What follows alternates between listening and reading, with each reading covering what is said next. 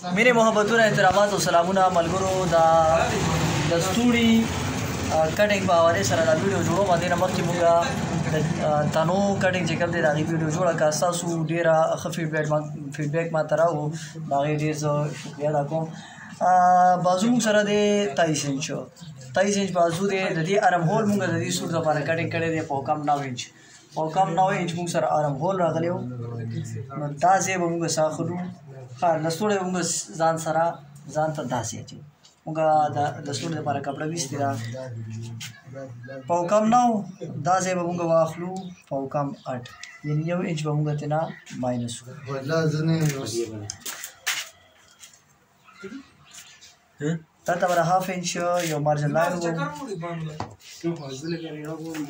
4 انچ چې څه کتل هغه وځو دي کتل एड़ा اوسه کې وړ پاس کې رامي سر 4 انچ دا ور دم بل وړ چې ماشين جوړای د څه کتل به ځای ځان دې والا کې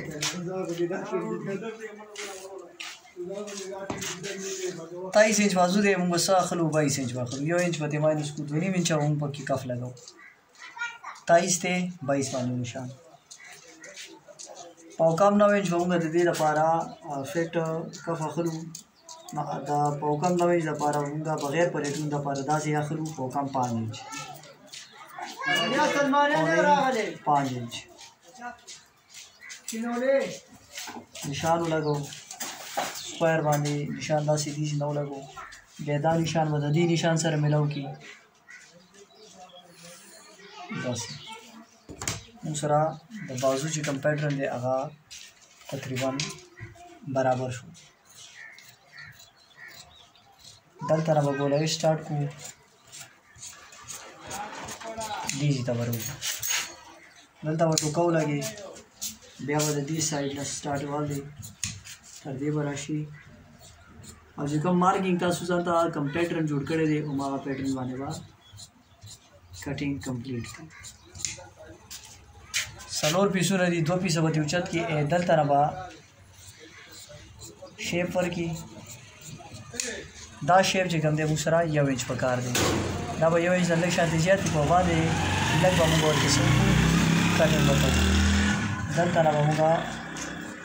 3 سانتي میټر چې کوم ته عام زبان کې پاو وي پاو به موږ سو وابه دا موږ سره د بازو کټیګو ډیر پاس د تیرې د سوري دا چکپټۍ لپاره نشان لګولو څه طریقه او څه فارموله را هغه تم د شانتي تاسو اور فکر وکړئ بازو براواله او داسې وکړي کچره تاسو را پکې پلیټونه نه وي نو دا تر دې به دا موږ سره 1 انچ وي او کچره موږ سره پکې پلیټونه وي نو بیا موږ دا سکو 9 انچ پساتو موږ سره دا ګورې نشان جوړ شو کریس پکې مخامخ موږ سره ډرا شو 6 انچ موږ سره بهترین نشان دی دا چکپټۍ لپاره نو دا نشان نه بعد 2 سانتي میټر دې طرف ته کټینګ کې دې یو خبره یاد ساتئ چې د چکپټۍ نشان کټینګ به کوم سایډ ته کوو نو دا بازو پیټرن دی دا وګورئ دا شیپ والا سایډ دی دا ګول سایډ دی نو کټینګ به موږ ګول سایډ طرف ته کوو ٹھیک شو دا او دا بازو د کټینګ حواله سره مختصر شانتي ویډیو امید لرم چې تاسو به خوشی وي کاندي تاسو ته گزارش ته زموږ چې زموږ چینل سبسکرایب کړئ او مزید ویډیوز کتلو لپاره دا ګنټي چې کوم آپشن دی هغه ځان سره آن کړئ ډیر مننه